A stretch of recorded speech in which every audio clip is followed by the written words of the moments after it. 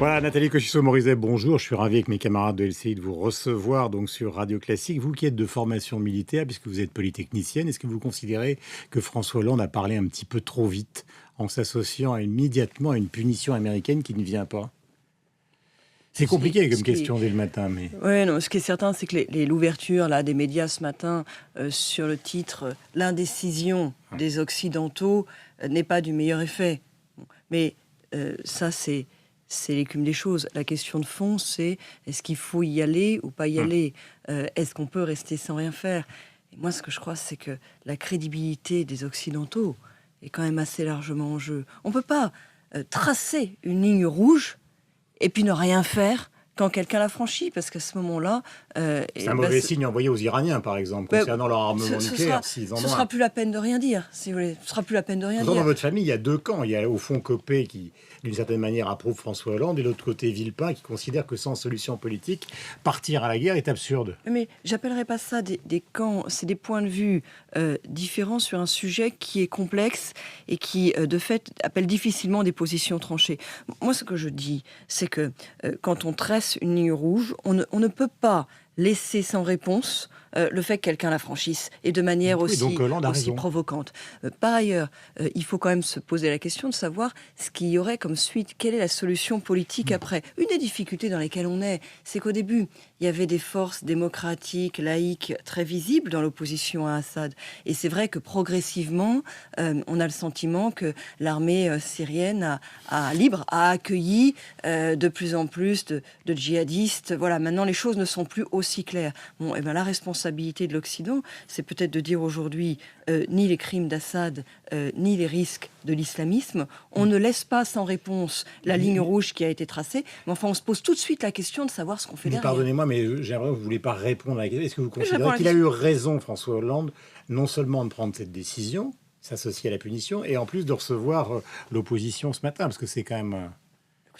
On fait de la politique pour prendre des décisions. Quand on prend des décisions aussi importantes, quand on est face à des enjeux aussi importants, c'est normal et c'est même la moindre des choses de recevoir l'opposition, d'organiser un débat au Parlement comme ça va être fait. Et je le dis, moi, je fais partie de ceux qui disent on ne peut pas tracer une ligne rouge et ne rien dire quand elle est traversée. Donc c'est normal qu'il y ait une réponse et que la France demande à s'associer à la réponse. Après, c'est vrai que c'est un peu dommage ce matin qu'il y ait un tel sentiment de confusion dans ce que veulent ou ce que veulent pas les Occidentaux. Peut-être que les Américains bluffent parce que tout simplement la presse a tellement annoncé qu'ils allaient taper dans la nuit de vendredi à samedi qu'ils essayent de faire... Oui, mais parce que là, il faut s'en assurer auprès d'eux avant. Ouais. Et vous ne voulez pas prononcer le nom de François Hollande, il a raison, il a tort... Mais parce que ça dépasse de... Attendez, Guillaume Durand, on est face à des enjeux qui dépassent de beaucoup les personnes. Je prononcerai volontiers le nom du président de la République, d'ailleurs.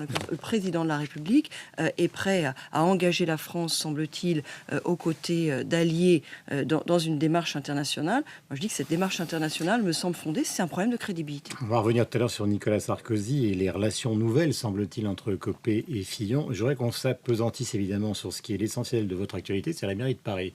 Il se trouve que je regarde tout le temps LCI, puisqu'on travaille avec eux. Et hier, j'ouvre par hasard sur BFM et je vois Anne Hidalgo, mais qui vous a, comment peut-on dire, balancé une avoinée menteuse, pas prête, ambitieuse, etc., etc., notamment sur les questions de fiscalité. Alors, vous lui répondriez quoi ce matin ? Écoutez, elle est très gênée. Et depuis quelques jours, elle et ses propagandistes du PS se contorsionnent pour essayer de contester tout simplement la vérité. Mais les chiffres sont têtus. Les chiffres sont têtus. J'ai affirmé, je l'affirme, qu'il y a eu à Paris, dans les 2 derniers mandats socialistes, une hausse de 40% des impôts. Ça se vérifie, ces chiffres, ils sont publics. Vous allez dans les comptes, vous regardez, en 2001, c'était 2,2 milliards. Aujourd'hui, c'est 3,1 milliards. Ça fait une hausse de 40% des impôts. J'affirme, contrairement à ce que disent Madame Hidalgo et ses propagandistes... Parce qu'ils vont vous répondre, Bruno Julliard, Pascal Cherki, enfin tous les porte-paroles, ils vont... Dès que vous allez sortir de ce studio... Alors vous savez, ils sont dans la difficulté. Madame Hidalgo a envoyé l'adjoint aux finances, d'ailleurs sur papier en tête de la mairie de Paris, ce qui dans le cadre d'une campagne électorale ne se fait pas, parce que ça veut dire répondre à une question posée par une candidate avec l'argent des contribuables. Mais enfin, envoyer l'adjoint aux finances, dire... on ne conteste pas les chiffres. On a augmenté les impôts, mais c'était pour faire des crèches. Et c'était pour augmenter l'investissement. J'affirme que dans le dernier mandat, l'investissement, ce sont les chiffres officiels, a baissé de plus de 12%. C'est-à-dire que la justification l'investissement effectif par les a baissé. Investissements sociaux ne justifie pas la hausse des impôts. L'investissement effectif a baissé de plus de 12%. Alors on nous dit on a fait quelques places de crèche. Ben oui, écoutez, heureusement, avec plus de 8 milliards de budget par an, qu'il y a eu quelques places de crèche. Mais la question, c'est est-ce qu'on ne pouvait pas faire mieux? Est-ce qu'on ne pouvait pas faire autrement? Et là, j'affirme aussi qu'une partie importante de cette hausse d'impôt sur le dos des Parisiens a été affectée à des dépenses qui sont soit liées à de la mauvaise gestion, soit liées à des excès en termes de fonctionnement et de train de vie. Et je vous donne des exemples très particuliers. Les frais de fonctionnement, ils ont augmenté. Ils sont passés de 3,8 milliards à 5,4 milliards. C'est plus 40%. Ce qu'on appelle le train de vie. Dira sur ce thème-là que de toute façon, le train de vie de la mairie de Paris par rapport à la gestion Chirac-Tibéri a diminué de 30%. C'est son argument. Oui, et d'ailleurs, il vous accuse de ne pas vouloir, enfin il ne vous accuse pas, mais il considère que vous ne voulez pas assumer le passé de la droite à Paris, c'est-à-dire Chirac et Tibéri, qui on voit bien la difficulté dans laquelle ils sont. Pour se justifier de leur gestion sur 2 mandats, ils disent, bah oui, mais il y a 20 ans, c'était comme ci ou c'était comme ça. Vous savez quoi? Ça ne m'intéresse pas beaucoup et je pense que ça n'a pas beaucoup intéressé les Parisiens. Vous n'assumez pas l'héritage à Paris de Chirac et Tibéri? Vous avez le droit d'ailleurs de... Mais attendez, on me dit, oui, il y a beaucoup de voitures, mais il y en avait encore plus avant. Bah écoutez, il y a 20 ans, il y avait peut-être plus de voitures à Paris. Moi, ce que je dis, c'est que cette municipalité-là, je parle des voitures des élus et des voitures de la direction, c'est que cette municipalité-là, qui demande beaucoup aux Parisiens sur la réduction de la place de la voiture, et je pense qu'un certain nombre de ces politiques sont justifiées, avec les maires d'arrondissement qui ont devraient pouvoir commencer. Ah bon? Ah, il y en a tant que ça? Ah non, Guillaume Durand, il y a 75 chauffeurs à Paris pour 68 voitures pour les élus. Et seuls les maires d'arrondissement ont le droit à une voiture et un chauffeur. Guillaume Durand, reprenons les choses. C'est cet argent, contrairement à ce que disent Madame Hidalgo et les socialistes, n'est pas utilisé pour l'augmentation d'investissement. L'investissement a baissé. N'est pas utilisé que pour faire des crèches. Et encore une fois, c'est bien la moindre des choses que sur des budgets pareils, il y a un peu d'investissement au service des Parisiens. Il y a aussi en face du fonctionnement et du train de vie. Le train de vie, il est passé de 533 millions d'euros à 705. Le train de vie, c'est charge à caractère général, plus 40%. Et qu'est-ce qu'il y a derrière tout ça? Vous avez, alors qu'on demande aux Parisiens des efforts sur la voiture, un pool de chauffeurs, de 75 chauffeurs, 68 voitures, pour les élus et la direction. Vous avez, attendez, je poursuis, vous avez 36 adjoints. Vous voyez, François Hollande nous avait dit « je réduirais le nombre des ministres au gouvernement ». Il ne l'a pas fait. Eh bien, il y a autant d'adjoints à la ville de Paris qui administrent. Ça coûte cher. Un cabinet d'adjoints, ça coûte en moyenne 500 000 euros. Certains coûtent plus, 660 000 euros à l'année, en plus des mètres carrés et tout ça. Là, je vous parle que de fonctionnement pour celui de l'adjoint aux finances. Il y en a un qui doit coûter encore plus cher, c'est celui de Madame Hidalgo, parce que le coût, là, il est carrément secret. Voilà, moi je dis, il faut réduire tout ça, maximum 20 adjoints. Bon, ça je vous l'ai déjà dit, donc je ne vais pas le répéter, mais l'ambiance générale de cette campagne, ce qui est quand même intéressant pour les gens... Les Parisiens, ils regardent leurs feuilles d'impôt, ils le savent. Hein. Les chiffres, ils sont têtus. On a dit au départ, finalement, cette campagne entre vous et Anne Hidalgo, des femmes élégantes, compétentes, allait être d'une nature différente de ce que peuvent faire les hommes. Alors, on a l'impression que vous vous empaillez depuis plusieurs mois avec une violence qui est quasiment sans équivalent. Pourquoi? Moi, je trouve que... La candidate socialiste est très agressive, c'est sa responsabilité. Moi, je vous cite des faits. Je vous parle des impôts et de ce qui est pris dans la poche des Parisiens. Et je dis aujourd'hui aux Parisiens, j'alerte les Parisiens, vous avez aimé l'année fiscale que François Hollande vous a faite? Vous adoreriez celle de Madame Hidalgo. Pourquoi? Eh bien parce que... Elle a promis hier soir qu'il y aurait un moratoire fiscal pour la mandature prochaine. Les dérives financières, quand elles sont culturelles, c'est profondément ancré. Je vous donne 2 chiffres. Là, cette année, il y a la modification des rythmes scolaires. On pourrait parler sur le fond. Madame Hidalgo, les autres adjoints avaient annoncé que ça coûterait 20 millions d'euros. Ça coûte en année pleine 50 à 60. Je vous donne un autre chiffre. On inaugure la réhabilitation du stade Jean Bouin. C'est beau ce qui a été fait. C'est beau. Très bien. Ça avait été annoncé pour 86 millions d'euros.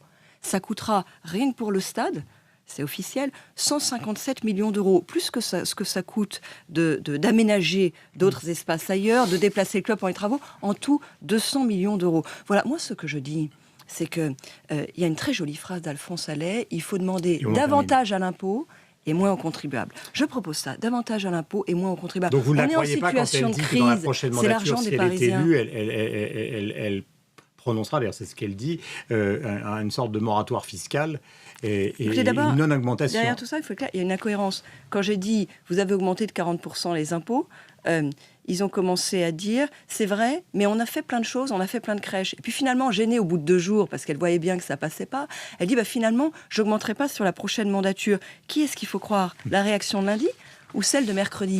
Celle qui dit, c'est vrai, mais c'est pas grave. Ou celle qui dit, en Donc, fait, pas vous la menteuse, finalement, je vais arrêter. C'est pas vous la menteuse, c'est elle. Moi, je vous donne des chiffres très factuels. Mais moi, je ne rentre pas dans ces débats-là d'insultes à laquelle la gauche semble vouloir se livrer. Je vous donne des chiffres très factuels. Les impôts des Parisiens ont augmenté de 40%, et ça sert pour partie au train de vie et à des dépenses qui n'ont pas lieu d'être, en particulier en période de crise. Double question personnelle, et après on parlera, pour terminer, donc une question sur ce qui se passe autour de Nicolas Sarkozy et du droit d'inventaire. Est-ce que vous vous souvenez du moment où vous avez décidé de faire de la politique, et pourquoi? Du jour, du soir? Je me souviens de la période à laquelle j'ai décidé de faire de la politique. Ouais. Pourquoi? Parce qu'à l'époque... finalement, beaucoup de polytechniciens vont dans les affaires maintenant, et de polytechniciennes. Oui, moi j'étais ingénieur surtout. Moi j'étais partie sur des fonctions d'ingénieur, et j'aimais ça d'ailleurs. Ouais. Moi, j'aime construire. Eh bien parce que à l'époque, je travaillais sur les questions d'écologie, mais à titre professionnel, si vous voulez. Et j'ai été très désolée de voir la manière dont les politiques traitaient ces questions. J'ai participé à des interministériels, c'était du temps du gouvernement Jospin. Il y avait des deals entre les Verts et les socialistes sur des enjeux politiques. Déjà dans la politique, Pas du tout, j'étais fonctionnaire. Moi, j'étais fonctionnaire, je travaillais sur les questions d'écologie comme fonctionnaire. J'étais pas encartée dans un parti et j'étais en aucune manière dans la politique. Et je me suis intéressée à la politique comme ça. À l'époque, on parlait peu d'écologie à droite, et je suis devenue en quelque sorte l'experte en matière d'écologie. J'ai écrit des articles, et puis je trouve que la légitimité passe par l'élection. Je parle de l'élection au suffrage universel, hein, je parle pas des nominations, des arrangements, des listes. Et j'ai voulu être élue. Voilà, j'ai voulu être élue. Dernière question, est-ce que vous considérez qu'il existe actuellement un rapprochement justement entre François Fillon et Jean-François Copé sur le dos de Nicolas Sarkozy? Et est-ce que c'est justifié?